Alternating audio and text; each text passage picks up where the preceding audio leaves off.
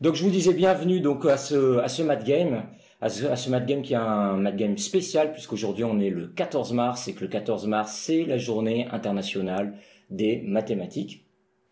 Et pour cette journée, eh bien nous allons parler d'un mathématicien indien génial, Srinivasa Ramanujan.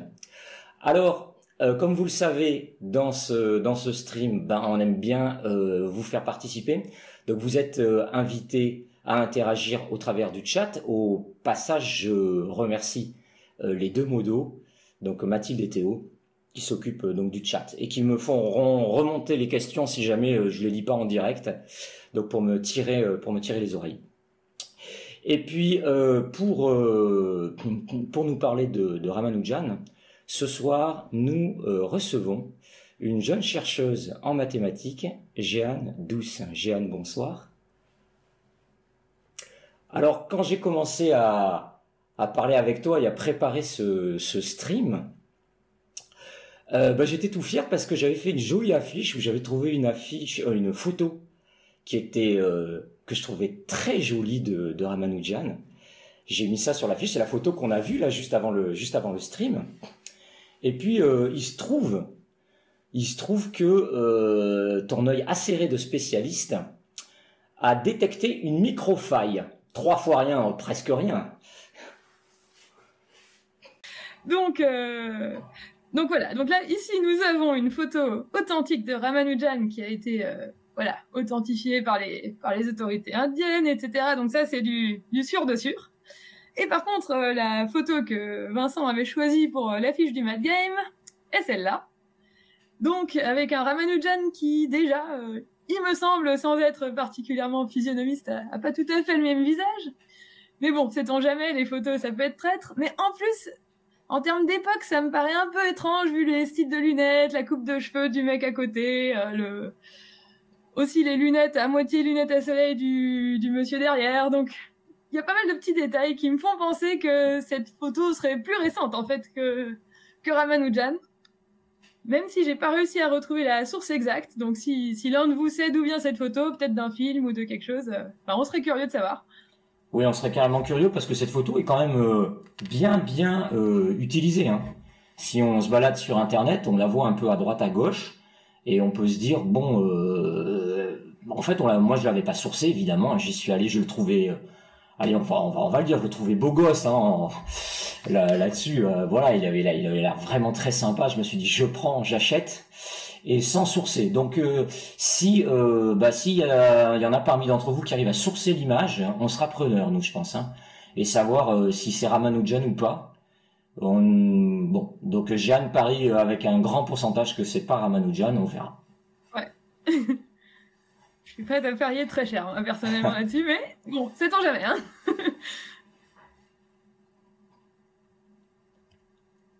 Alors, tu nous parles peut-être de la vie de Ramanujan ?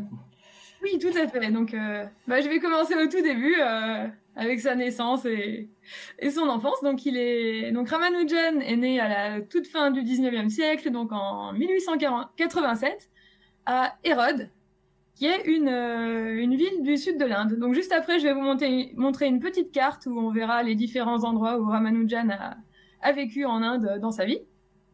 Et donc il venait d'un milieu plutôt modeste, donc avec un père commis dans un magasin de sari et une mère femme au foyer et chanteuse dans un temple hindou. Même si quand même il faisait partie de la caste des brahmanes, donc oh là, je sais pas pourquoi ça a bougé tout ça, pardon. Donc il y a quand même une caste relativement élevée en Inde, mais qui veut pas forcément dire qu'on a beaucoup de ressources matérielles. Donc c'était son cas. Et donc je vais peut-être vous montrer la carte, la fameuse. Je vais juste retourner là du coup. Alors attendez, je vais switcher entre les écrans. On va y arriver, je pense. Hop là, donc, pardon. On va faire ça comme ça. Hop. Voilà. Donc là, normalement, j'espère que vous voyez. Ouais, vous voyez. Donc j'ai le retour aussi sur Twitch. Donc, si on prend toute l'Inde, je vais faire un peu un zoom en arrière. Donc voilà, donc là, on a la carte de l'Inde. Et donc, là, tous les petits points rouges en bas, c'est tous les endroits où a vécu Ramanujan. Donc on voit que ça reste quand même concentré toujours un petit peu dans la même région. Et donc voilà, pour sa naissance, c'était donc Hérode, donc le point rouge ici. Mais quand tu dis une petite ville en Inde, c'est quoi? C'est 1 million d'habitants, ou c'est vraiment un petit village? Très bonne question. Je sais pas, je suis pas sûre de m'y connaître à ce point, mais peut-être si je clique dessus, je vais peut-être avoir quelques infos. Non, mais peu importe. Je voulais juste savoir si c'était vraiment un milieu. Mais je pense que les échelles sont quand même plus grandes que si on disait une petite ville en France. C'est quand même des plus grandes échelles. Mais là, Hérode, je saurais pas dire, à moins que Wikipédia le sache très rapidement.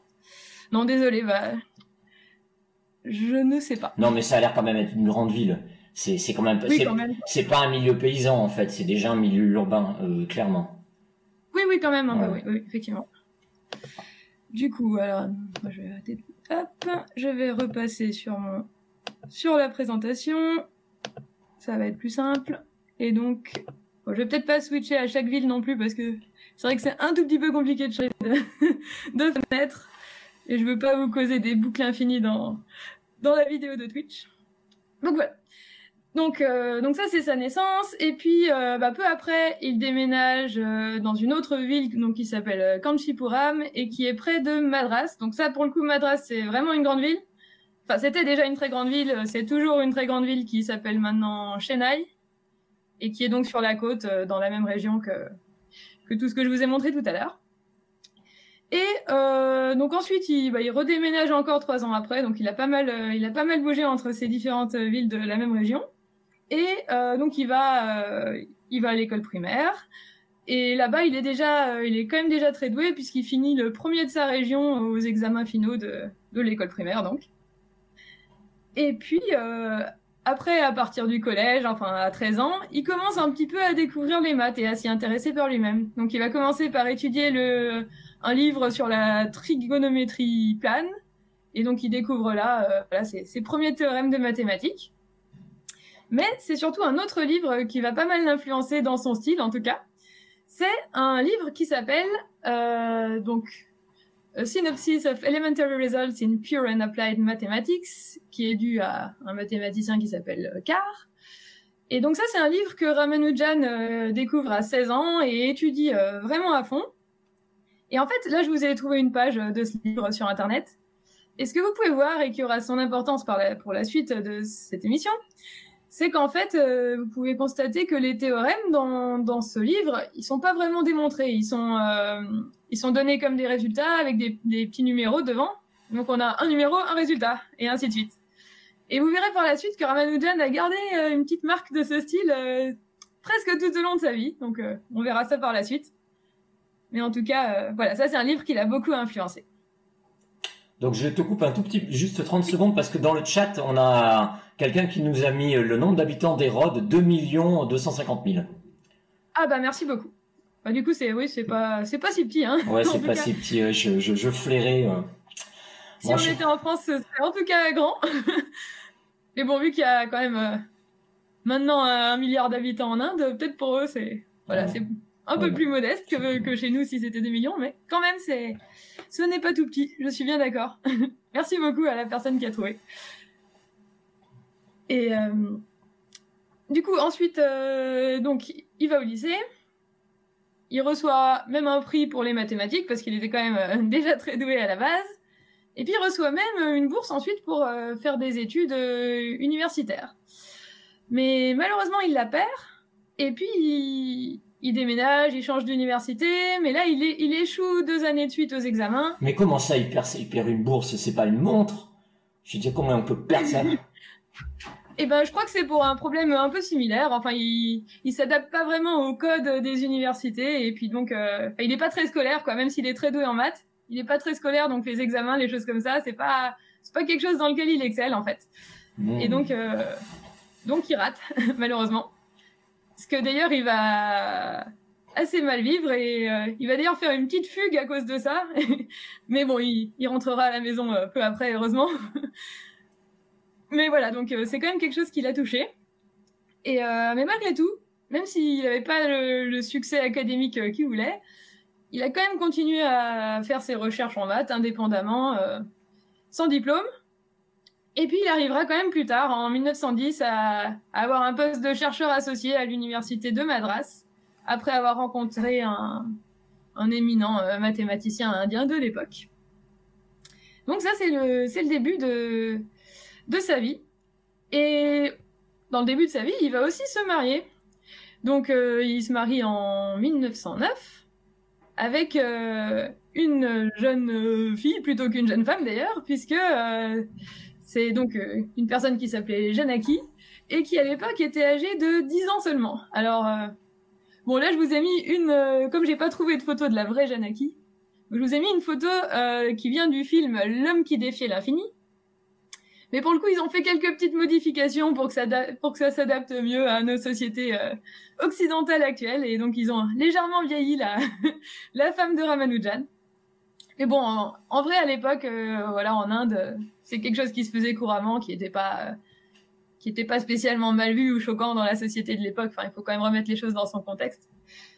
Mais voilà, en tout cas. Est-ce que tu as vu L'homme qui défiait l'infini et qu'est-ce que tu en penses? Moi, je l'ai pas vu. Je l'ai vu. Et bah, j'ai trouvé que quand même c'est un film qui est quand même très intéressant parce que je trouve qu'il retrace bien la vie de Ramanujan. Donc à part quelques petites différences d'âge, enfin parce que non seulement ils ont vieilli Janaki, mais ils ont aussi vieilli Hardy qui est le mathématicien qui a formé une paire extraordinaire avec Ramanujan. Lui ils l'ont beaucoup vieilli pour faire comme si c'était un vieux mathématicien qui prenait Ramanujan sous son aile, alors qu'en pratique il avait que 10 ans de plus, c'était pas non plus une telle différence, quoi. Mais à part ces petits détails, je trouve que quand même ça retrace vraiment bien la vie de Ramanujan. Et ce que j'aime aussi beaucoup, c'est que ça arrive même à donner un tout petit indice sur les maths de Ramanujan, parce que on le voit un peu au moment où il trouve la formule sur l'équivalent asymptotique du nombre de partitions. Et on voit même des tableaux noirs dans le fond du décor qui représentent vraiment des calculs qu'il faut faire pour faire cette démonstration. Oui. Donc c'est quand même assez exact sur pas mal de plans. Et donc rien que pour ça, je trouve que ça vaut le coup quand même. Est-ce que tu sais si LJJ, il a fait une recension dessus ou pas, le youtubeur là qui... LJJ j'ai honte, mais je crois que je connais pas. Ok, donc peut-être, je crois que LJJ, je suis pas sûr, mais LJJ a une rubrique. Je crois que sa chaîne s'appelle Chou Romanesco et mathématiques ou je sais pas quoi, et Intégral Trip, enfin bref. Et je crois qu'il a une rubrique de films comme ça, il regarde les films où il y a des maths et il les analyse. Ok, bon. Alors, merci de me faire découvrir, je connais pas du tout, mais donc je sais pas s'il a recensé ce film. Il faudrait regarder. On va le savoir, je suis sûr que dans le chat ils vont nous le dire. Sa chaîne, un de ces quatre alors, c'est intéressant. D'ailleurs, dans le chat, s'il y a des personnes qui ont vu le film, n'hésitez pas à donner votre avis, comme ça, moi, ça me motivera peut-être à le voir, je sais pas, on verra. Ouais, avec plaisir, hein. Dites-nous tout. Alors, du coup, moi, je vais continuer. Ah oui, donc là, on arrive à un petit défi que je vais vous poser à vous autres dans le public. Je vais vous poser le premier problème qu'en fait Ramanujan avait posé à ses contemporains en 1911. Donc Ramanujan avait écrit son tout premier article de maths dans une revue de maths qui est le Journal of the Indian Mathematical Society. Et dans ce journal, il avait posé une question qui est en tout cas assez jolie à regarder, je trouve, et qui demandait quelle est la valeur de ce radical infini. Donc c'est plein de racines carrées imbriquées, donc racine de 1 plus 2, racine de 1 plus 3, racine de 1 plus 4, racine de 1 plus 5, et ainsi de suite, à l'infini. Combien est-ce que cette racine carrée imbriquée vaut? Alors si vous avez des idées dans le chat, bon bien sûr si vous regardez sur internet vous risquez de trouver, ce serait de la triche, hein. On vous conseille pas de faire ça. Mais si par exemple il y a certains d'entre vous qui aiment bien un petit peu programmer à l'ordinateur, vous pouvez essayer de regarder si avec un petit programme informatique vous pouvez calculer les premières décimales de ce nombre en tout cas, et puis voir si ça se rapproche de quelque chose de connu. Ben, n'hésitez pas à Jeanne, comment on pourrait faire pour... parce que là, comme c'est quelque chose d'infini, on va pas pouvoir programmer quelque chose d'infini. Est-ce qu'on peut couper ce truc-là en plusieurs morceaux? Oui, bon, on pourrait essayer de couper, parce que malgré tout, vu qu'on rajoute des racines de racines de racines de racines, on rajoute des trucs de plus en plus petits. Donc si on coupe, si on calcule, je sais pas à combien il faudrait s'arrêter pour avoir quelque chose de significatif, mais mettons qu'on calcule les 1000 premiers, on s'arrête à 1000 racines, quoi. Par exemple, je pense qu'on trouverait déjà quelque chose assez proche de la vraie valeur. Alors dans le chat, il y a déjà quelqu'un qui dit pi, à tout hasard, tu vois, c'est pi d, pi. Allez, hop, ça c'est fait, check, pi c'est fait. Alors est-ce que c'est pi? Est-ce qu'on peut dire que si c'est pi ou pas? Non, ce n'est pas pi. Ce n'est pas pi, ok, très bien. Donc il faut chercher un peu plus. Faut chercher, mais la réponse est assez simple. Ça, je vous le dis, ça c'est un petit indice. Mais voilà, donc, après, je veux pas vous donner la réponse tout de suite. Je donnerai la réponse un peu plus tard dans l'émission. Après avoir parlé de presque toute la vie de Ramanujan, à la fin, j'ai la solution de ce problème. Et vous serez pas déçus parce que c'est même carrément une copie de l'article original de Ramanujan. Donc, ce sera la réponse, mais en ses mots à lui. Dans le chat, il y a évidemment quelqu'un qui a sorti 42. 42, oui, bon. C'est pas 42. Mais bon, voilà, si certains d'entre vous donc ont la fibre programmeuse et trouvent voilà une approximation, n'hésitez pas à nous le dire dans le chat. Alors j'ai aussi un dans le chat. Il tente absolument toutes les réponses. Ah bah ça il y a peu de chance, sachant qu'on parle de 1 puis qu'on rajoute des choses positives en plus, donc ce sera un peu plus quand même. Ok, donc alors on a ce défi sur la planche, mais on va quand même continuer. Voilà. N'hésitez pas à chercher à le résoudre pendant que je parle, ça ne me vexe pas, et voilà, si quelqu'un trouve d'ici la fin, voilà, ce sera la gloire d'Internet pour vous, parmi les spectateurs. Alors, du coup, maintenant, continuons quand même sur la suite de sa vie, donc maintenant il commence à être un petit peu adulte quand même, ce cher Ramanujan, et donc en mars 1919, il obtient un poste de comptable auprès du trésorier général de Madras. Et donc, il restera dans ce poste pendant 14 mois. Et donc, bon, j'imagine que ça lui plaisait dans une certaine mesure parce que c'est quand même lié aux maths d'être comptable. Mais bon, pour quelqu'un du talent de Ramanujan, voilà, il avait quand même envie de faire des maths un peu plus poussées. Et donc, il espérait voilà, pouvoir attirer l'attention de certains mathématiciens anglais. Donc il a de la chance d'abord puisqu'il fait la rencontre d'un professeur qui s'appelle Griffiths et qui enseignait à l'Engineering College de Madras. Et donc ce professeur anglais va l'aider à envoyer ses travaux à différents professeurs anglais célèbres de l'époque. Et ça commence plutôt mal cette tentative d'envoyer ses travaux puisque donc il commence par écrire à quelqu'un qui s'appelle Hill, qui était à l'University College London, donc une université très célèbre. Et ce monsieur n'est pas du tout convaincu. Donc là, je vous remets 2-3 petites photos. Donc à gauche, on a une autre photo authentique, clin d'œil pour Vincent, de Ramanujan. Et à droite, nous avons un magnifique moustachu qui est donc ce cher monsieur Hill. Et donc voilà, ce monsieur Hill, il n'est pas convaincu du tout. Et pourquoi? Eh ben, on va dire ça tout de suite. Donc, on va lire une petite lettre de Monsieur Hill. Donc, je sais pas si c'est mieux que je la traduise à la volée, peut-être, plutôt que de la lire en anglais. Qu'est-ce que tu penses, Vincent? Ouais, la traduire à la volée. Bon, je pense que l'anglais, il y a un problème pour pratiquement personne. Voilà, ceux qui veulent lire, lisent. Et puis, voilà. pour ceux qui, par exemple, ne sont pas ultra calés en anglais, je traduis directement.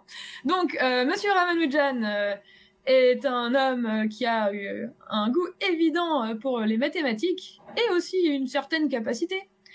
Mais il marche sur les mauvaises lignes. Il comprend pas qu'on doit prendre des précautions pour traiter des séries divergentes.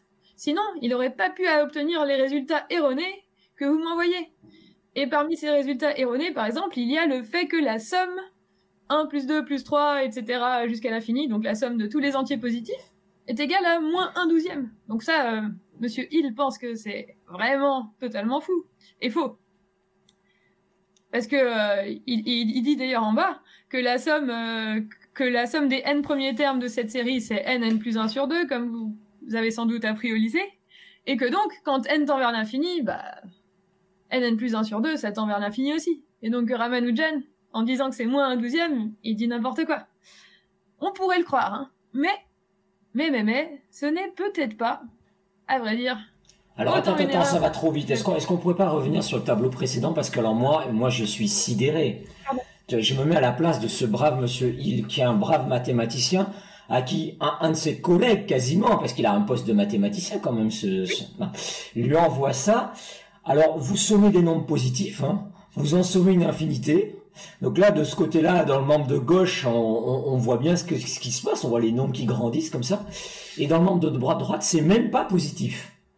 Moins 1/12e. Tu vois, tout à l'heure, on a dit, ah ben 1, ça peut pas être 1, parce que racine de 1 plus 2 racines de machin, ça a peu de chances de valoir 1, on a rajouté quelque chose.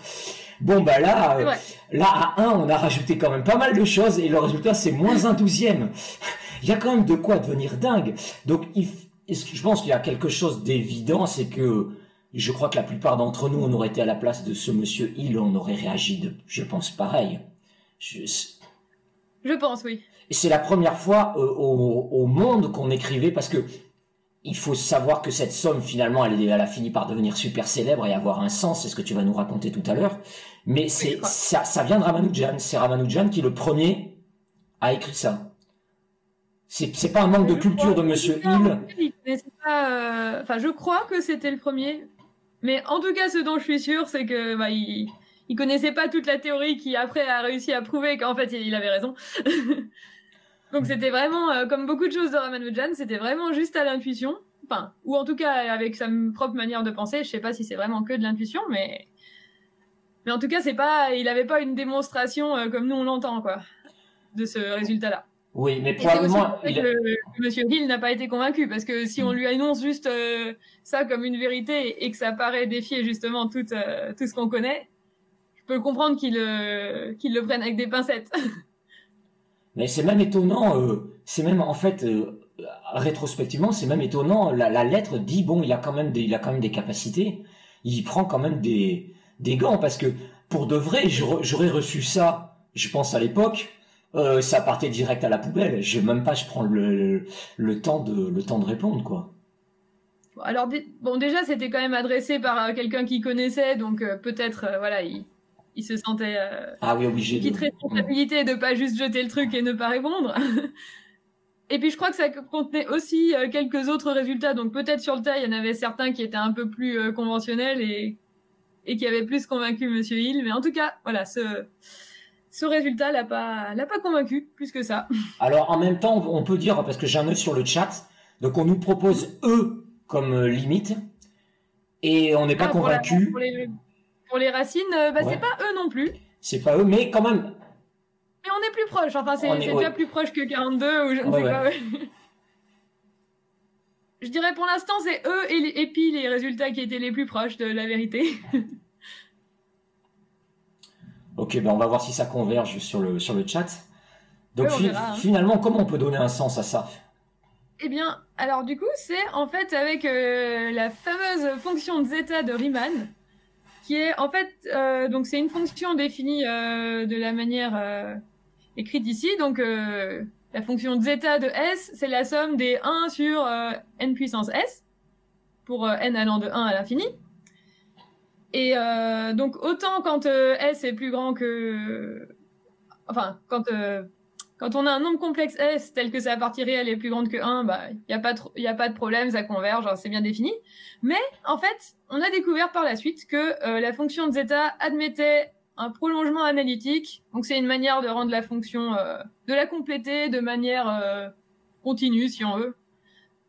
Enfin, c'est un peu plus compliqué que ça, mais je veux pas non plus rentrer trop dans les détails. Et donc on peut la prolonger sur tout le plan complexe, sauf en 1. Et puis on a aussi réussi à donner une formule pour cette fonction de zeta, voilà, sur le reste du plan complexe. Et effectivement, on a remarqué que quand on prenait zeta de moins 1, ce qui était exactement ce que calculait Ramanujan, eh bien en fait la valeur du prolongement analytique c'est bien moins 1/12e, comme avait dit Ramanujan. Donc en fait, voilà, il a juste pas été compris à sa juste valeur à l'époque, puisqu'au fond, dans cette théorie bien plus compliquée, et que sans doute il n'avait pas exactement sous cette forme-là dans sa tête, et malgré tout, son intuition était juste. Alors pour ceux qui, parce que dans les gens qui nous écoutent là actuellement, tout le monde n'a pas fait encore des séries ou des choses comme ça. Ce qu'on peut dire, Est-ce qu'on peut dire quelque chose sur l'importance de cette fonction zeta, même si on la comprend pas d'un point de vue mathématique directement, si on n'a pas encore les outils, c'est quand même une fonction très importante en mathématiques. Oui, elle est très importante et entre autres, il y a une conjecture très célèbre sur la position des zéros de cette fonction et donc ça fait partie des problèmes qui, si on les résout, on gagne même 1 million de dollars. Il me semble, tu me confirmes ça, Vincent? Oui, tout à fait. Et puis aussi, tu nous confirmes aussi que si on comprenait bien cette fonction zeta, on comprendrait bien comment se répartissent les nombres premiers et donc on serait presque tous sur les nombres premiers. Oui. Hein, on est d'accord? Aussi, oui. Voilà, donc c'est vraiment une fonction centrale. Ouais, à la fois très importante et très complexe à étudier, donc voilà. C'est donc très impressionnant que Ramanujan, sans avoir tout le background scientifique qu'il faudrait, avait quand même... Il avait cette fonction en tête avec ce prolongement, enfin cet outil technique qui est le prolongement analytique. Il avait ça en tête ou pas du tout? On ne sait pas ce qu'il avait en tête. On ne sait pas en fait. Enfin, en tout cas, moi je sais pas. Peut-être Hardy savait, mais bon, malheureusement, okay. Il est mort aussi toujours. Hein. Mais d'après les restes qu'on a, rien ne laisse penser qu'il avait tout ça en tête. C'est incroyable quand même. C'est quand même incroyable. Bien, ouais. Poursuivons. Quelle surprise Ramanujan nous réserve? Alors, donc Ramanujan il était un petit peu déçu qu'il ne soit pas trop convaincu, mais il se décourage pas parce qu'il est convaincu quand même qu'il connaît des bonnes choses et il avait bien raison, hein, la preuve. Et donc il continue à écrire à d'autres mathématiciens anglais et souvent il a pas de succès, pas de réponse ou alors des réponses du genre de celle de Hill, bon c'est un petit peu fou ce que vous nous racontez. Mais un beau jour, il tire le bon numéro puisqu'il écrit au professeur Hardy qui travaille au Trinity College de Cambridge et dont vous voyez la photo ici. Donc pour ceux qui ont vu le film, donc vous voyez qu'en fait ça je pense c'est une photo qui date à peu près de l'époque où il connaissait Ramanujan, donc il est beaucoup plus jeune que dans le film là aussi. Et donc il lui écrit et il se présente comme justement comme un comptable au département auquel il travaillait, et puis bon, il dit même son salaire dans la lettre, je sais pas exactement pourquoi, mais voilà, donc il dit qu'il gagne seulement 20 livres par an. Alors, j'imagine que ça valait pas le même prix que maintenant, mais en gros, voilà, il avait un salaire assez modeste quand même, faut bien le dire. Et donc, il dit qu'il a à peu près 23 ans. Et d'ailleurs, je crois que certaines... je sais pas, il y a certains historiens qui se sont intéressés à la question et qui ont en fait déterminé qu'il aurait plutôt eu vers 25 ans à cette époque-là, mais bon. Parce qu'attends, il connaît pas sa date de naissance, c'est ça peut-être le truc. Il connaît pas sa date de naissance. Peut-être, hein, il y a peut-être un petit doute, je sais pas, parce que c'est vrai que bon. Parce que quand on sait calculer... Il a à peu près 23 ans, bon, enfin, il est peut-être pas sûr. Je ne sais pas. Ok. Mais bon, en tout cas, voilà. Bon, il était jeune, pour résumer. Il était très jeune, et Hardy était jeune, mais sans plus. Enfin, il avait la trentaine, Hardy. Et donc, voilà. Et donc là, heureusement, Hardy comprend que Ramanujan, il a quand même des choses intéressantes à nous dire. Et donc, peu après avoir reçu la lettre de Ramanujan, eh bien, il va essayer de l'inviter à Cambridge et de le faire venir en Angleterre. Mais au début, c'est plutôt difficile parce que Ramanujan, voilà, il vit avec sa mère et sa femme. Il veut pas quitter sa famille au début et donc il a bien envie de collaborer avec Hardy, mais plutôt par lettre. Il a pas envie de déménager en Angleterre pour l'instant. Et donc, d'abord, pendant un certain temps, 1 an à peu près, eh bien, Hardy va d'abord aider Ramanujan à trouver un poste à l'université de Madras pour être chercheur. Hein. Donc là, voilà. Donc, en tout cas, il obtient une bourse de recherche et un salaire un peu meilleur que ce qu'il avait initialement. Et donc, il lui permet de vraiment faire ses recherches en maths un petit peu tranquille déjà. Mais voilà, Hardy, ça lui suffit pas totalement parce que voilà, Ramanujan, il envoie des résultats par lettre, mais Hardy arrive pas non plus toujours à comprendre comment ces résultats sont démontrés. Je vous mettrai une lettre, il y a une lettre qui suit dans un ou deux transparents.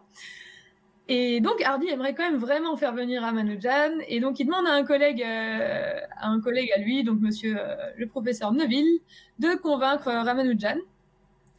Et donc ça a peut-être un peu de poids, mais enfin, le truc qui a le plus de poids pour le convaincre de partir en Angleterre, c'est que sa mère fait un rêve où la déesse Nabagiri, qui est donc qui était la déesse principale du temple local qui était près de chez Ramanujan, cette déesse ordonne à sa mère de laisser partir Ramanujan.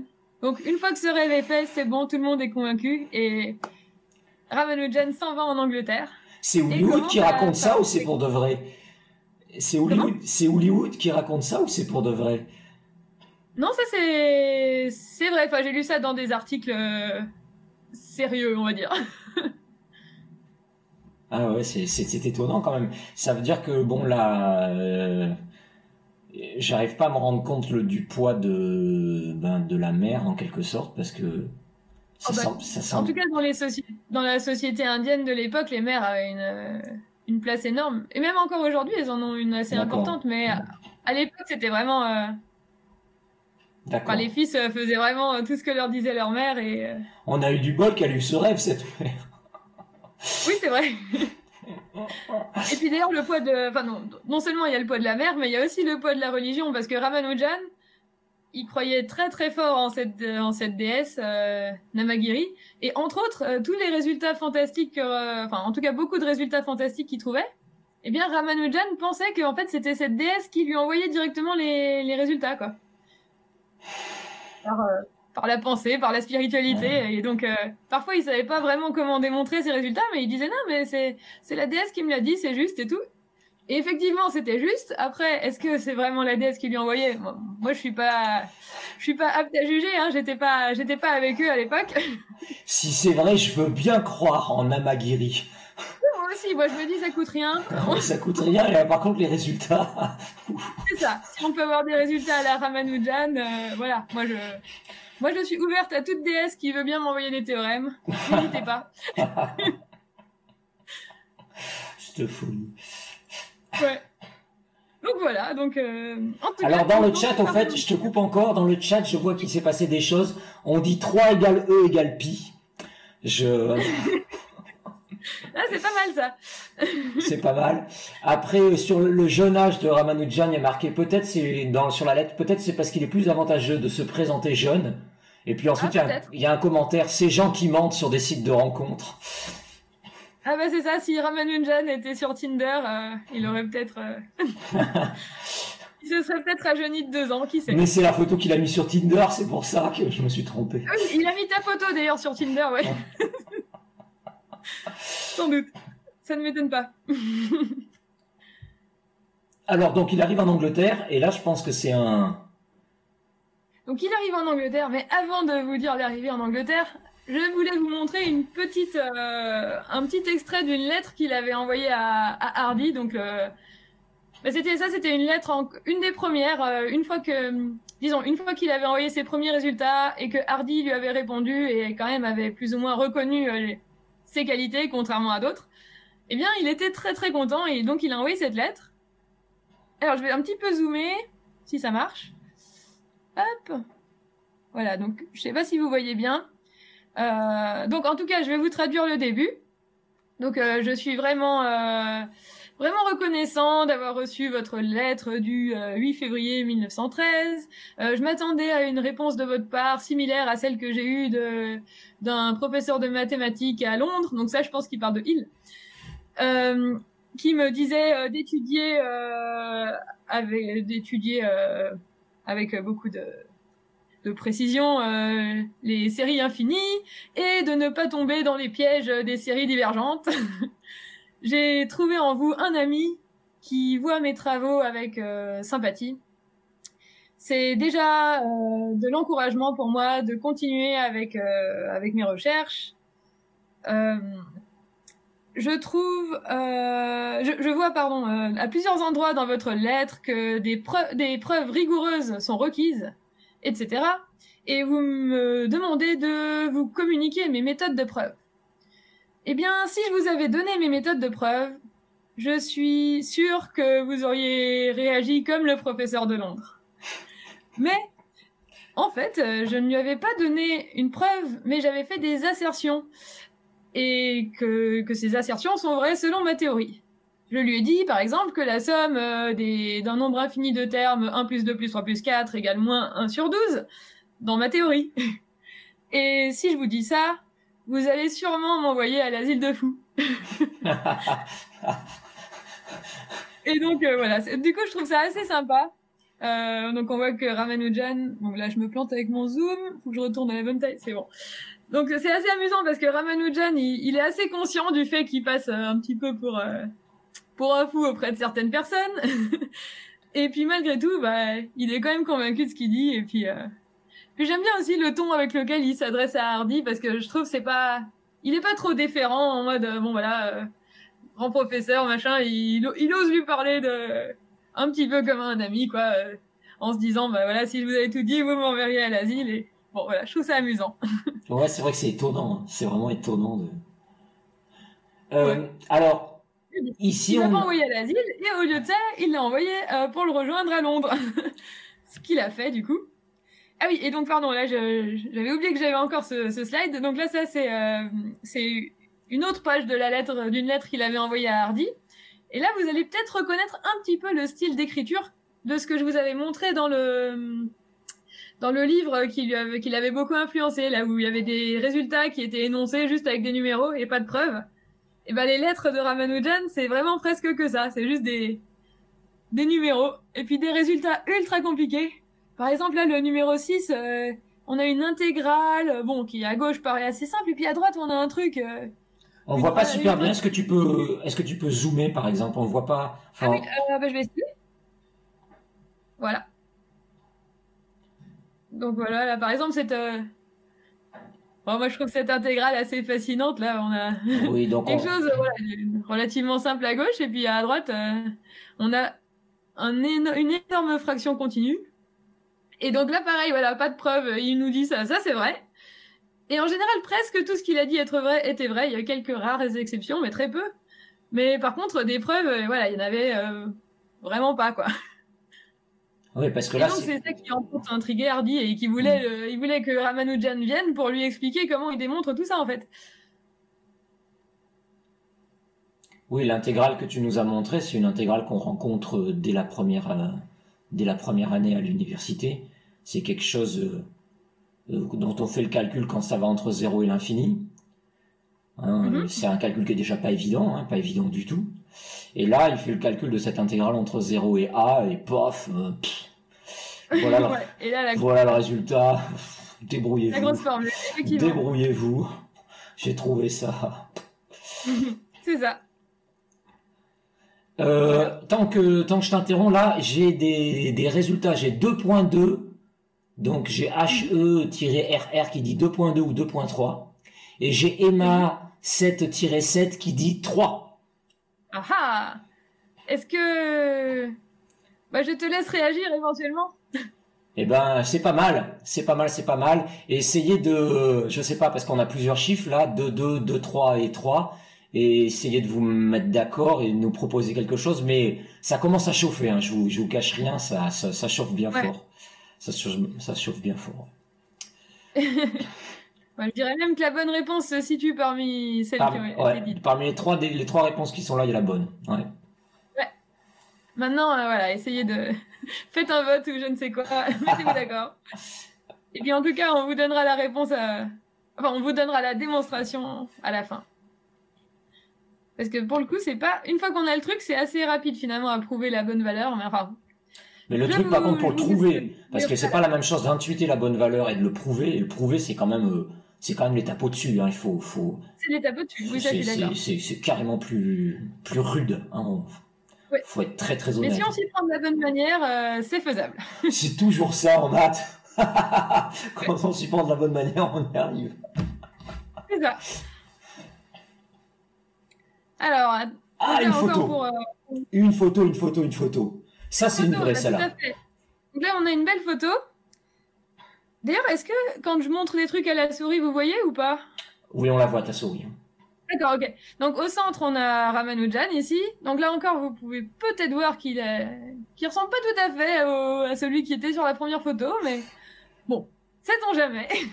T'aimes bien casser le rêve, toi, hein? Oui, c'est vrai. Ah, mais il faut être réaliste malgré tout. Ouais. Donc voilà, ça c'est Ramanujan au centre. Et à droite, ici, on a Hardy. Et ça, c'est, je crois, une des rares photos où il y a Hardy et Ramanujan. Oui, bah, c'est même la seule que j'ai réussi à trouver, moi. Il en existe peut-être d'autres, mais c'est pas évident à trouver, en tout cas. Est-ce que tu peux nous parler de la relation entre Hardy et Ramanujan? Ils ont une grande amitié, je crois, ou c'est vrai de dire ça? Une grande amitié, tout à fait. Déjà, Ramanujan, lui, vu qu'il venait d'Inde, il connaissait vraiment pas grand monde en Angleterre, donc c'était... Hardy était, voilà, plus ou moins son seul ami en Angleterre. Et puis inversement, Hardy, lui aussi, avait une énorme amitié et affection pour Ramanujan. Ils étaient, oui, tous les deux très, à la fois collègues, amis, voilà, bien belle relation et collaboration à la fois. Je crois que sur le chat, je vois 3 et encore 3, donc on peut dire que oui. Hein, bravo, c'est 3. Je crois qu'on peut dire bravo. Donc la valeur, effectivement, c'est 3. Donc, bravo. Ouais. On verra bientôt pourquoi c'est vrai. On verra pourquoi c'est vrai tout à l'heure. Alors, est-ce que je continue? Carrément. Alors, ok. Donc, au début, donc voilà, il arrive en Angleterre, il travaille avec Hardy à essayer de démontrer un petit peu plus ses résultats et pas juste les énoncer. Et donc, il arrive à obtenir l'équivalent d'un doctorat qu'il a fait à l'époque sur les nombres hautement composés. Et donc, ce sont des entiers strictement positifs qui ont strictement plus de diviseurs que n'en ont les nombres qui les précèdent. Et donc, il a montré que, voilà, si on appelle Q de x le nombre hautement composé inférieur ou égaux à x, et si on divise ce nombre par log de x et qu'on fait tendre x vers l'infini, eh bien, tout cela, ça tend vers plus l'infini. Et donc, en particulier, ça veut dire qu'il y a une infinité de nombres hautement composés, ce qui n'était pas connu à l'époque. Donc ça, c'était la thèse de Ramanujan. Tu peux donner un exemple de nombre hautement composé? Ah, tu me poses des cols. Je sais pas, j'ai l'impression que 12 c'est vrai, mais peut-être c'est faux. 12 c'est vrai. 12 il en a pas mal, effectivement. Il y a 2, 3, 4, 6. Donc, et 12. 1, 2, 3, 4, 6, 12. Il a 6 diviseurs. Oui. Oui, les nombres plus petits, ils en ont pas autant. Donc oui, t'as raison, bravo. Ouais. Non, c'est pas bravo, c'est qu'en fait, on imagine que ces nombres sont tellement particuliers qu'on va les utiliser. Et effectivement, on les utilise dans les bases pour le leur déjà, 12. Et puis, je parierais sur 60 avec le système hexadécimal ou quelque chose comme ça. Oui, possiblement. Donc, c'est les nombres comme ça qui sont super intéressants pour faire des systèmes dessus, quoi, des systèmes de nombres dessus, j'ai l'impression, les hautement composés. C'est vrai. Donc si je réinterprète ça, ce qu'a prouvé Ramanujan, c'est qu'il y a plein de nombres sur lesquels on peut faire des systèmes assez intéressants finalement de numérotation. Il y en a une infinité. Oui, tout à fait. Il y en a une infinité. C'est vrai. Ok. 6 est hautement composé, on me dit dans le chat. 6, oui. Parce qu'il y a donc 1, 2, 3 et 6, ça fait 4 diviseurs. Et effectivement, les nombres plus petits que 6... ils en ont moins. Ok. C'est vrai. Effectivement. Ok, mais ça, c'est presque un amuse-bouche à côté de ce qui va arriver, je crois. Hein. Effectivement, ça c'est... Enfin, tout dépend après des goûts de chacun, hein, mais effectivement, Ramanujan, il a travaillé sur vraiment plein de domaines... plein d'objets différents, même si la plupart des choses qu'il a faites, c'était quand même dans la théorie des nombres, hein. Mais c'est très vaste, la théorie des nombres. Et donc, il a travaillé sur plein de choses différentes. Et donc oui, pardon. Donc là, je finissais vite avec les honneurs qu'il a eu dans sa vie. Donc il a eu sa thèse, mais déjà l'année d'après, il est rentré à la London Mathematical Society, qui est quand même une société très prestigieuse. Et encore l'année d'après, il est élu membre de la Royal Society. Donc ça, c'est encore... déjà pour un Indien, c'était extrêmement rare. C'est le deuxième à avoir eu cet honneur. Et puis en plus, le premier, c'était quand même presque un siècle avant. Et puis en plus, bon, il est quand même très jeune à cette époque-là. Donc voilà, là, à partir de la rencontre avec Hardy, il commence vraiment à être connu et tous les honneurs lui tombent dessus. Donc il est aussi élu membre du Trinity College à Cambridge. Et donc bon, là c'est le premier Indien, mais à la limite ça c'est accessoire. Mais en tout cas, en tant en tant que mathématicien, voilà, il devient très reconnu. Et pardon. Donc maintenant, je vais passer rapidement. Je vais vous donner un petit résultat qu'il a démontré. Enfin, c'est pas un petit résultat, c'est un grand résultat, au contraire. Et que j'aime particulièrement parce que les partitions d'entiers, c'est aussi mon domaine principal de recherche. Alors je me suis dit, si je peux à la fois parler de Ramanujan et de quelque chose que j'aime en maths, et ben c'est parfait. Ok, fais-toi plaisir. Donc raconte-nous ce que c'est qu'une partition. C'est ça. Donc une partition d'un entier positif n, c'est tout simplement une suite décroissante d'entiers positifs dont la somme est égale à n. Et ces entiers sont appelés les parts de la partition. Donc si on prend le nombre 4, eh bien il y a 5 partitions de 4 qui sont marquées ici. Donc on peut dire que 4 c'est 4, mais on peut aussi dire que c'est 3 plus 1, ou 2 plus 2, ou 2 plus 1 plus 1, ou 1 plus 1 plus 1 plus 1. Et donc voilà, donc Ramanujan, il a étudié les partitions d'entiers. Et pour ce faire, il a beaucoup utilisé quelque chose qui s'appelle les séries génératrices, que pour le coup, il n'a pas inventé lui, c'est Euler qui a inventé ça. Mais Ramanujan s'en est servi. Et donc, je vais vous dire très rapidement ce que c'est et comment ça marche. Et après, on verra grâce à ça comment on peut interpréter, disons en tout cas, un résultat que Ramanujan a démontré. Donc, le principe des séries génératrices, c'est donc on veut calculer une quantité. Ici, dans l'exemple qu'on va faire, ça va être Q de n, qui est le nombre de partitions de n en parts distinctes. Donc par exemple, la partition 3 plus 1, c'est une partition en parts distinctes. La partition 3 plus 1 plus 1, c'est pas une partition en parts distinctes parce qu'on a le nombre 1 qui se répète. Et donc on veut calculer un nombre comme ça. Mais en fait, c'est pas toujours facile de calculer directement ce nombre. Parfois, c'est plus simple d'en faire une série. Donc, une série, si vous voulez, c'est comme un polynôme, mais qui serait infini. Et où, donc, dans cette sorte de polynôme, le coefficient devant q puissance n, ça va être le nombre q de n qu'on cherche.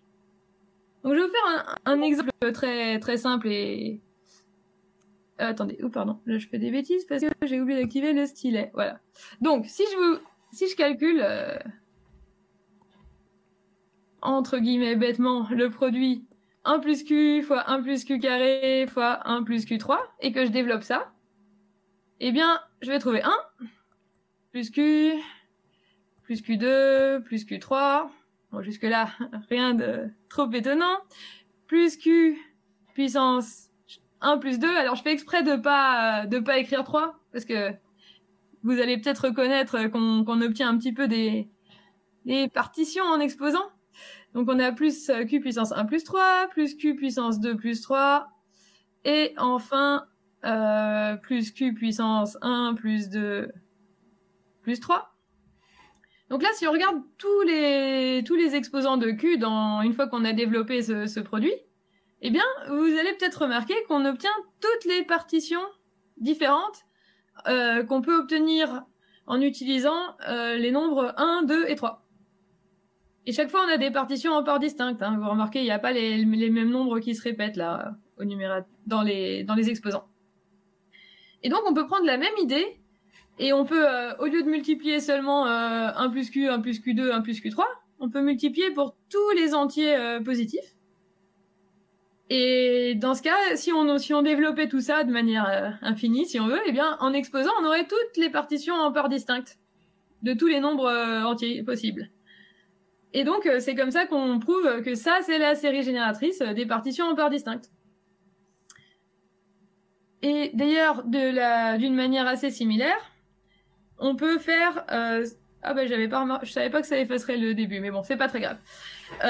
Si on veut considérer les partitions non pas en parts distinctes, mais des partitions où des parts peuvent se répéter, eh bien, on peut faire un petit peu le même principe. On peut faire le produit sur tous les entiers positifs k, de 1 plus qk, plus q2k, plus q3k, etc. Et donc ça, chaque terme ici, une fois qu'on développe le produit, ça donnera, par exemple, pour qk, ça donnera une part égale à k. Pour q2k, ça donnera 2 parts égales à k. Et ainsi de suite dans le produit. Donc si on fait ce grand produit, eh bien ça nous donne la série génératrice des partitions où les parts peuvent se répéter cette fois-ci. Et donc, comme là, peut-être, voilà, vous reconnaissez une série géométrique, on peut simplifier un petit peu ça, puis on peut écrire ça comme le produit de 1 sur 1 moins Q puissance K. Et donc ça, c'est un outil très utile pour démontrer plein de résultats sur les partitions. Et entre autres, même dans votre vie quotidienne, ça peut vous aider. Donc, entre autres, si vous voulez payer en cash un objet à 19,99 en utilisant les pièces et les billets que nous connaissons dans l'euro, eh bien, grâce aux partitions et aux séries génératrices, je vais pouvoir vous dire de combien de manières vous pouvez faire ça. Alors, est-ce que vous avez une petite idée dans le chat du nombre de manières de payer en pièces et en billets, peu importe, un objet qui coûterait 19,99 ? À mon avis, on va avoir des réponses du style je le vole, je pars en courant avec. Oui, bon, je sais pas, j'ai pas d'idée, mais je pense que ça doit être assez énorme. Ouais, mais plutôt quoi ? Plutôt 10 000, plutôt 1 million, 1 milliard, encore plus ? Qu'est-ce que tu penses, Vincent ? Alors, c'est pas des partitions distinctes, on est bien d'accord. Non, c'est pas distinct, ça peut se répéter, donc tu peux tout payer en 1 centime si tu veux. Bon, allez, je vais m'humilier en direct, mais je le fais pas à moins d'1 milliard. Ok, bah non, mais tu as raison en fait. C'est pas moins d'1 milliard, c'est même pas mal plus en fait. Alors attends, je vais essayer de changer parce que j'ai fait mon super... J'ai fait un beau petit programme qui calcule ça, donc je vais arranger... T'as fait un programme ? Ah mais c'est trop bien. Alors attends, je vais faire le programme. Il faut juste que je le retrouve. Voilà, il est là. Magnifique. Hop, voilà. Donc, tu me diras si on voit bien mon écran. Oui, ça a l'air de marcher. On voit l'écran, mais alors après pour... Ah oui, donc t'as fait ta fameuse somme là. Alors c'est pas grave, voilà, vous n'êtes pas obligé de voir chaque détail, ce n'est pas très important. Mais donc là, j'ai suivi le même principe de ce que je vous disais tout à l'heure.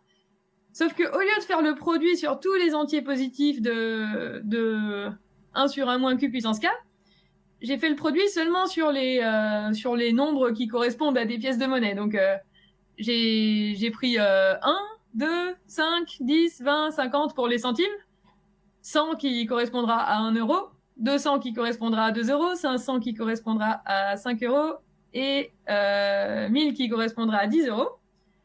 J'ai pas été plus loin parce que on veut payer 19,99, donc ça sert à rien de prendre en compte les billets de 20, de 50, etc.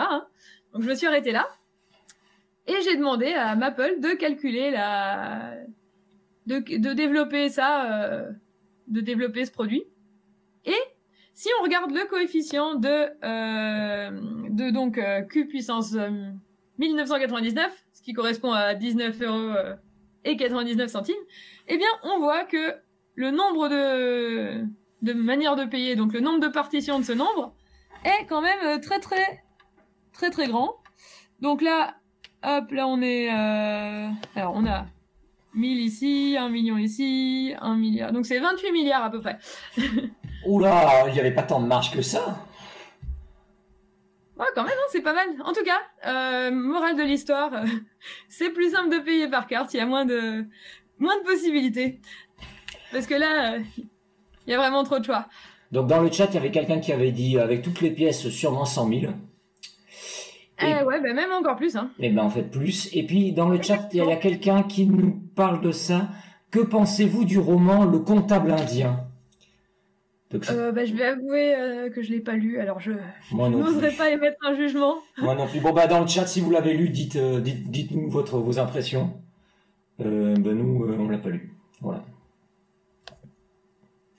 Alors tu sais que là on est déjà en retard, ça fait 1 heure qu'on stream. Ouais. Il va falloir qu'on soit rudement plus efficace. Ça marche. On va l'être. J'en doute pas une seconde. Donc alors du coup je continue plus vite. Donc on a donc un résultat que j'aime beaucoup, qui est les identités de Rogers Ramanujan. Donc en fait, à vrai dire, ça a été découvert indépendamment par Rogers d'un côté et Ramanujan d'un autre côté. Et ce sont des identités voilà, qui ont cette forme assez jolie, si on veut, en tout cas assez concise, qui disent que voilà qu'une série infinie à gauche est égale à un produit infini à droite. Et donc là, ce produit infini, on peut c'est tout simplement le produit des 1 sur 1 moins q puissance k, où k sont les nombres congrus à 1 ou 4 modulo 5. Donc ça, c'est une série génératrice de partitions en part congrue à 1 ou 4 modulo 5, de ce côté-là. Et à gauche, c'est la série génératrice d'autres types de partitions, qui sont des partitions où, telles que 2 parts consécutives diffèrent d'au moins 2. Donc par exemple, la partition 2 plus 1, elle va pas être autorisée, parce qu'entre 2 et 1, il y a qu'une différence de 1. Mais par exemple, la partition 3 plus 1, ça c'est bon, parce qu'il y a une différence de 2. Et donc en termes d'identité de partition, ça nous dit voilà, que pour tout entier n, il y a le même nombre de partitions de n en part congrue à 1 ou 4 modulo 5 que de partitions de n, telles que les parts consécutives diffèrent d'au moins 2. Ok, donc là, si je comprends bien... L'identité, c'est quelque chose de similaire. Pardon ?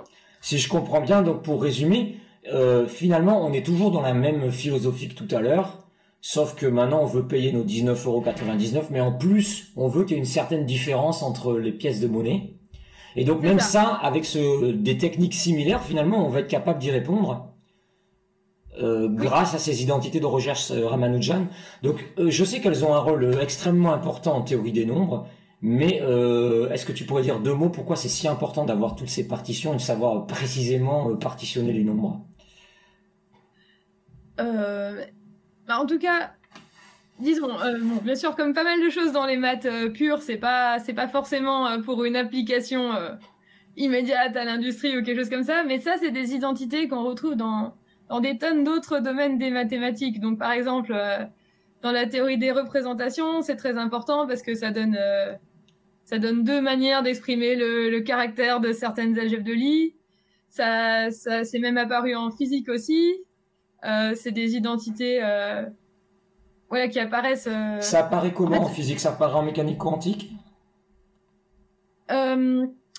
Pas vraiment, c'est pour des modèles... je n'aurais pas traduire en français, mais c'est le hard hexagon model. C'est des systèmes de spin dans des mousses de spin, dans des plans un peu particuliers.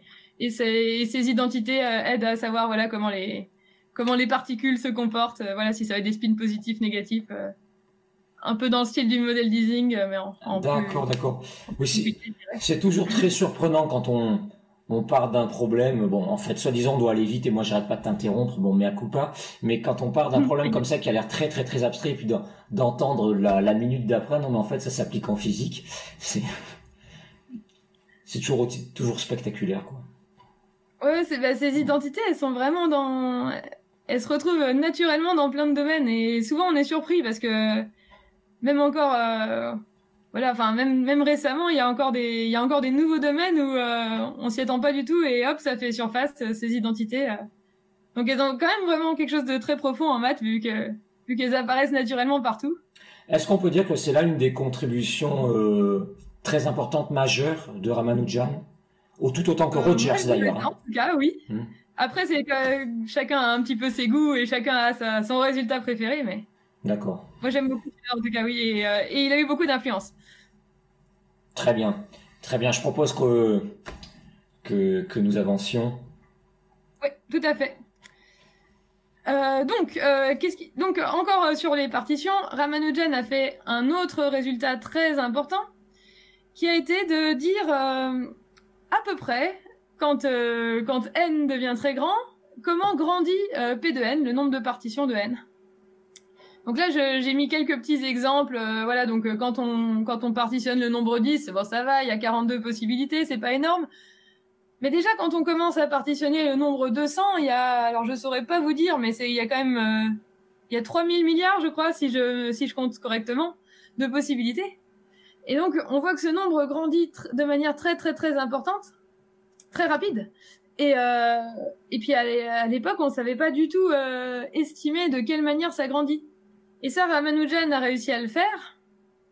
Et avec l'aide de Hardy, ensemble, ils ont réussi à le démontrer.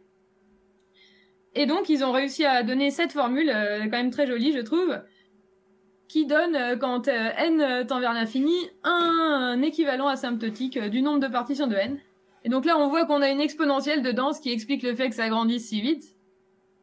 Et donc ça, c'est le résultat que, si vous regardez le film dont j'ai parlé tout à l'heure, eh bien, c'est ce résultat qu'on voit un petit peu comment il a été élaboré, éprouvé par Hardy et Ramanujan, et on voit... donc ça, c'est démontré avec quelque chose qui s'appelle la méthode du cercle. Et donc dans le film, à un moment, on voit un tableau noir derrière Hardy et Ramanujan où on voit le cercle, enfin le cercle de la méthode du cercle. Et donc enfin, si on connaît un peu la méthode, c'est amusant de le retrouver dans le film, parce que c'est vraiment très exact et scientifiquement correct. Donc ça, c'est toujours un plaisir. Et puis moi, il y a autre chose qui me choque dans cette formule. Bon, alors tu as parlé de méthode du cercle, c'est peut-être relié, je suis pas assez spécialiste pour le savoir, mais il y a quand même un pi qui se balade. Qu'est-ce qu'il vient faire là, ce pi? Il y a quand même un pi. Oui, ça, ce serait peut-être un peu compliqué d'expliquer comment il s'est retrouvé là, mais sans expliquer toute la méthode. Mais oui, si tu veux, tu peux dire que c'est parce qu'il y a un lien avec le cercle, et puis aussi, il y a un moyen d'exprimer la série génératrice, voilà, des partitions, comme une intégrale sur un cercle, et puis dans cette intégrale, c'est là que le pi va apparaître à un moment. Mais c'est pas quelque chose de très évident, cette méthode. Si j'avais voulu vous expliquer en entier, ça, on aurait encore plus dépassé. Ok, en tout cas, la présence du nombre pi, je la trouve fabuleuse, quoi. C'est vrai, c'est pas mal. C'est incroyable que le nombre pi réapparaisse là, alors tu fais que compter les partitions d'entier, quoi. A priori, pi, il est très très loin. Il est très très loin de toi. Ok. C'est vrai, mais justement, souvent en maths, on est surpris à quel point les choses qu'on pense être éloignées sont liées. Et en tout cas, moi, personnellement, c'est toujours quelque chose que j'aime beaucoup dans les maths. C'est le genre de résultat qui me plaît le plus, quand on arrive à faire les liens entre des domaines dont on pense qu'ils n'ont rien à voir. C'est toujours ce qui me fascine le plus, personnellement. C'est très très fascinant. C'est très fascinant. Ok. Ouh. Et donc même, plus tard, Rademacher, donc un mathématicien allemand, a réussi à adapter un petit peu la méthode de Hardy et Ramanujan pour trouver même une formule exacte pour le nombre de partitions de n. Mais pour le coup, cette formule fait un peu peur. Enfin, en tout cas, personnellement, elle est très bien, mais elle n'est pas très utilisable en pratique, comme vous pouvez peut-être vous douter en voyant la forme qu'elle a. Mais tout ça, c'est basé sur le travail voilà, de Hardy et Ramanujan. Même s'il y a eu quand même la contribution de Rademacher en plus. Et probablement énormément de DS gamma qui, j'ai oublié son nom. Parce que là, pour intuiter ça... je sais pas je pense que c'est en faisant les calculs, il est tombé là-dessus. Enfin, je pense pas qu'il... Là, c'est... Autant Ramanujan, je pense c'est l'inverse. Il a deviné la formule d'abord et il l'a démontré après. Là, je pense c'est l'inverse. Il avait pas d'idée en tête exacte, mais il a juste raffiné la méthode de plus en plus jusqu'à ce que ça donne une formule exacte et c'est sur ça qu'il est tombé. Ok. Mais ouais, je pense pas que ça s'intuite, ce genre de formule. Encore que Ramanujan peut-être aurait pu, mais même lui, il l'avait pas fait, donc... Ouais. Je pense... Bon, ça c'est difficile quand même. Voilà. Et donc là, on va arriver malheureusement à la fin de la vie de Ramanujan. Et donc, Ramanujan avait un problème parmi d'autres en Angleterre, c'est que, bon, comme il venait d'Inde et que dans sa culture, le végétarisme était très important, eh bien, bon, il a continué de s'y plier quand il est venu en Angleterre. Mais malheureusement, c'était en même temps pendant la Première Guerre mondiale, donc il y avait des rationnements. Et puis entre les rationnements et le fait qu'il mangeait pas de viande, eh bien malheureusement Ramanujan a souffert de malnutrition. Et à ça s'est ajouté que du coup il a attrapé la tuberculose par-dessus ça. Et donc il a été hospitalisé plusieurs fois. Et tout cela lui a même causé pas mal de dépression sur la fin de sa vie. Donc il a même fait malheureusement une tentative de suicide. Et donc à la fin, il pouvait vraiment plus vivre en Angleterre. Il était trop malade, il n'arrivait plus à vivre dans ces conditions. Et donc il a décidé de retourner en Inde. Et donc il a encore vécu une petite année là-bas en Inde, où il a eu un poste de professeur à l'université de Madras. Mais malheureusement, bon, il était malade tout le temps qu'il était là-bas. Et donc, il s'est éteint ensuite à l'âge de 32 ans en 1920. Et donc, pendant longtemps, on a cru que c'était à cause de la tuberculose, mais après coup, des experts ont réétudié la question et ont pensé que finalement, c'était dû à des amibes qui avaient attaqué son foie. Bon, je ne saurais pas me prononcer sur la question, mais en tout cas, ce qui est sûr, c'est qu'il est mort beaucoup trop tôt, alors qu'il avait encore plein de choses à nous apprendre. Et donc ça, c'est très triste pour les maths, pour la science. Et puis, bah, pour sa famille aussi, puisque finalement, il a très peu vécu avec sa femme, par exemple, puisqu'il a été en Angleterre presque tout le temps et que sa femme est restée avec sa mère, comme c'était de tradition à l'époque. Donc, ils n'ont pas eu vraiment une vie de couple non plus. Oh, mais c'est trop triste tout ça. Désolé. Oui, c'est triste tout ça, voilà, bref. Ah bah c'est très triste, oui. Ouais, je suis d'accord. Et bon, peut-être pour égayer un peu cette tristesse, il faut dire que Ramanujan, même quand il était très malade, il perdait pas sa passion des maths et son sens du détail. Et Hardy lui avait rendu visite à l'hôpital une des dernières fois qu'il l'a vu. Et puis Hardy raconte cette histoire dans un livre et puis il dit qu'il avait été qu'il va voir Ramanujan et qu'il lui dit bah j'ai pris le taxi, c'était le taxi numéro 1729. Et puis bon, 1729, c'est pas un nombre très fun, hein, c'est un peu rien de spécial. Et puis Ramanujan avait dit mais non, tu te trompes Hardy, pas du tout. 1729, c'est un nombre très intéressant parce que c'est le plus petit nombre qu'on peut exprimer de deux manières différentes comme somme de 2 cubes. Et donc là, je vous écris effectivement que 1729, on peut écrire que c'est 1 au cube plus 12 au cube, ou que c'est 9 au cube plus 10 au cube. Et moi, déjà quand je suis pas malade, j'aurais pas remarqué ça, mais si en plus je suis malade avec la tuberculose sur mon lit d'hôpital, il y aurait très peu de chances que je fasse une remarque comme ça. Mais Ramanujan, lui, c'est vraiment... voilà, son cerveau était tout le temps en ébullition, tout le temps à remarquer des petits patterns mathématiques comme ça dans toute chose. Et donc, voilà, c'était amusant. Puis ça a donné du coup naissance à ce qu'ils ont appelé les taxi cab numbers, enfin donc numéro de taxi. Et donc, voilà, ils ont défini comme ça les nombres qui s'expriment de n manières différentes comme somme de 2 cubes. Et puis donc ces nombres existent pour tout n. Et ils ont démontré ça ensemble avec... Enfin, pardon, Hardy a démontré ça avec Wright, qui était un autre collègue à lui de l'époque, pour faire honneur à Ramanujan. Et donc, dans le peu de temps qu'il a encore passé en Inde, Ramanujan a encore écrit à Hardy, et puis entre autres, il lui a dit qu'il avait découvert quelque chose qui s'appelle des mock theta functions. Le problème, c'est qu'il a jamais expliqué vraiment pourquoi il appelait ça comme ça. Il lui a juste envoyé quelques exemples, fidèle à lui-même. Donc voilà quelques petits exemples sur cette lettre, sur cette photo de la lettre.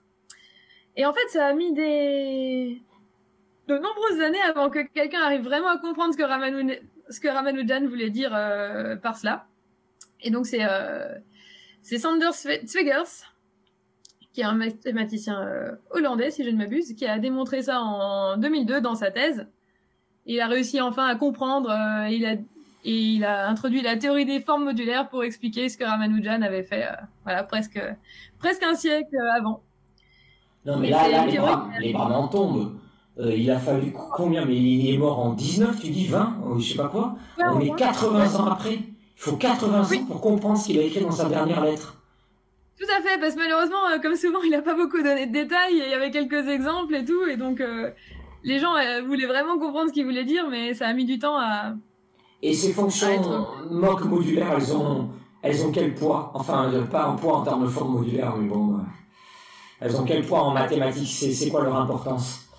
En mathématiques, eh bien, à vrai dire, comme beaucoup de choses faites par Ramanujan, on découvre souvent de nouvelles applications ou en tout cas des nouveaux domaines dans lesquels ça apparaît. Donc, je vous en ai cité quelques-uns là sur ce transparent. Donc, par exemple, pour étudier les trous noirs. Alors, je suis pas du tout spécialiste, je saurais pas comment ils font exactement, mais je sais que c'est utilisé dans l'étude des trous noirs.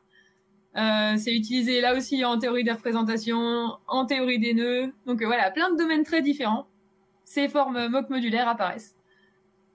Donc Ramanujan, là encore, avait vraiment pressenti quelque chose de très, très général et très important.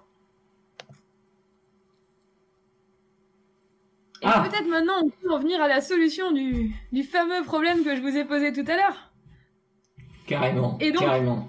Je vous ai promis la solution authentique de Ramanujan. Donc là, on a une page tirée du journal de l'époque, le fameux journal voilà, de la Indian Mathematical Society, dans lequel il avait d'abord posé le problème, mais bon, en fait, personne n'avait trouvé la réponse pendant quelques mois, enfin, je sais plus exactement combien de temps, mais du coup, Ramanujan a donné la réponse lui-même.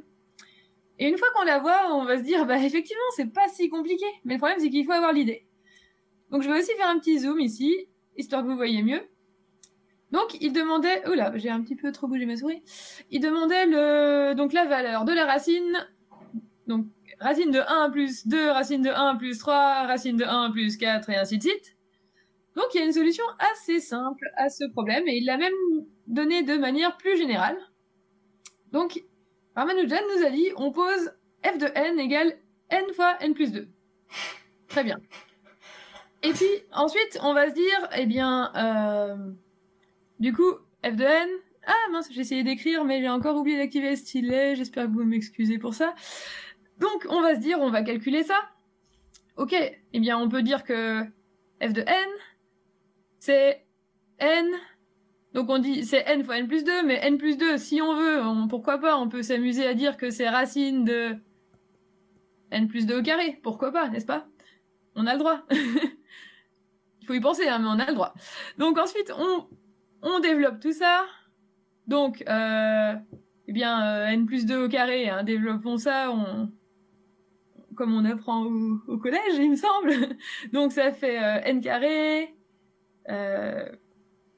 plus, ouais, quoi qu'on apprend au collège, mais après, moi, je me trompe. N carré plus 4n plus 4. Et si on veut, pourquoi pas, on peut réécrire ça un petit peu différemment. On peut séparer le 1 du reste. Donc, on peut dire, c'est, donc, 1 plus n carré plus 4n plus 3. Pourquoi pas? Et pour le coup, n carré plus 4n plus 3, bon, c'est là peut-être qu'il faut être un peu malin. On peut reconnaître que n carré plus 4n plus 3, ça peut aussi s'écrire, du coup, n plus 1 fois n plus 3. Si on veut.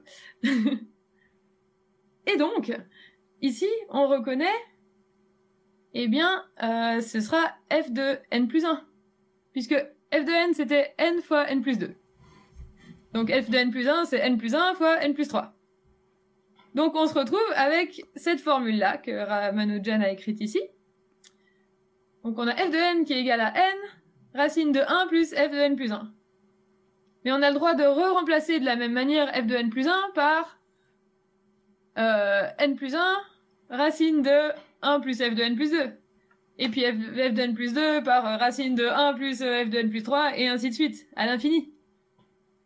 Et en fait, si on fait tout ça, on remarque que finalement, on tombe juste tout simplement sur f de n, en fait. Donc nos racines infinies, comme ça, c'est tout simplement f de n. Et le cas le plus simple possible qu'on peut prendre, c'est quand n est égal à 1. Et dans ce cas, f de n, c'est tout simplement 1 fois 1 plus 2, donc 1 fois 3, donc 3. Tout simplement. Et donc, si on voit la réponse comme ça, ça semble limpide, n'est-ce pas? Mais si on voit le problème dans l'autre sens, si on voit que les racines imbriquées, c'est vachement plus dur de penser à faire cette technique-là. Donc, c'est une belle astuce à la Ramanujan. Ah oui, c'est complètement spectaculaire. Bon, ça c'est merveilleux pour la solution de cette énigme là. Une fois qu'on l'a sous les yeux, c'est vrai qu'elle est très spectaculaire et à la fois très simple. On n'est pas tout à fait en avance. Est-ce que tu as encore un petit mot à dire sur Ramanujan? Après, j'aurais bien envie de te poser une ou deux questions. En tout cas, en termes de la présentation, là c'est bon, on a couvert sa vie, on a couvert... Ok.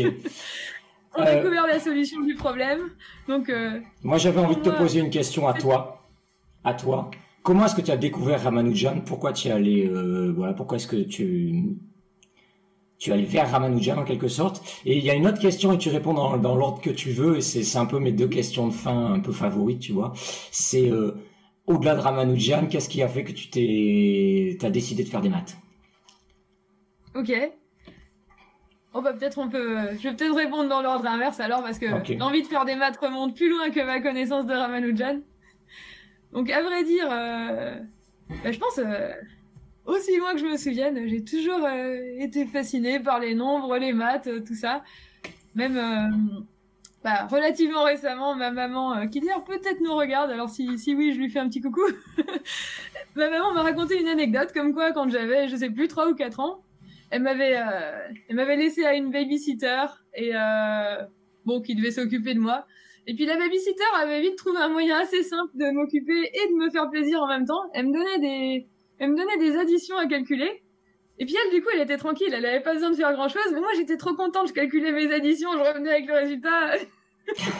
Et ça m'occupait, ça m'amusait. Donc même quand j'étais toute petite, voilà, j'ai toujours adoré jouer avec les nombres. Je sais pas pourquoi, mais c'est comme ça. Donc voilà, l'envie de faire des maths remonte à très loin. Et puis pour l'autre question, pour Ramanujan, bien sûr, j'en ai entendu parler dans mes études, mais par exemple au lycée, en prépa, voilà, on m'a déjà parlé de Ramanujan. Là, il n'y a pas de... Enfin, comme tout le monde, disons, mais j'avais pas vraiment... je savais juste que c'était un mathématicien indien qui était considéré comme génial, mais j'avais jamais vu forcément ses résultats, quoi. Et puis c'est vraiment quand j'ai fait mon stage de M1, que j'avais fait un stage sur les partitions d'entiers, justement, parce que je m'intéressais de manière générale à la combinatoire, théorie des nombres, etc. Et donc j'ai commencé à étudier certaines partitions d'entiers, identités de partitions, qui étaient justement liées aux identités de Rogers-Ramanujan.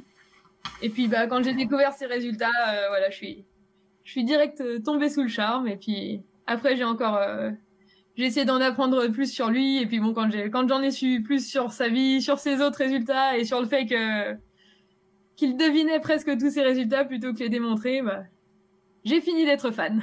Ok, donc Parce que je sais pas comment il pouvait faire tout ça. J'aimerais vraiment comprendre comment son esprit marchait, en fait. Oui, c'est vrai qu'il y en a beaucoup qui aimeraient bien comprendre et avoir en quelque sorte son intuition, quoi. Finir par acquérir son intuition qui est juste spectaculaire. Eh bien, écoute, Jeanne, je crois qu'on arrive au bout. Merci énormément pour ce stream. Merci pour cette vie de Ramanujan qui était absolument passionnante. Merci également à tous ceux qui nous ont... Oui. Là. Oui, merci à tous ceux qui nous ont écoutés, qui ont interagi dans le chat. Merci au modo. Et puis, je vous dis à bientôt pour un prochain Math Game. Et puis d'ici là, tout simplement, bonne mathématiques.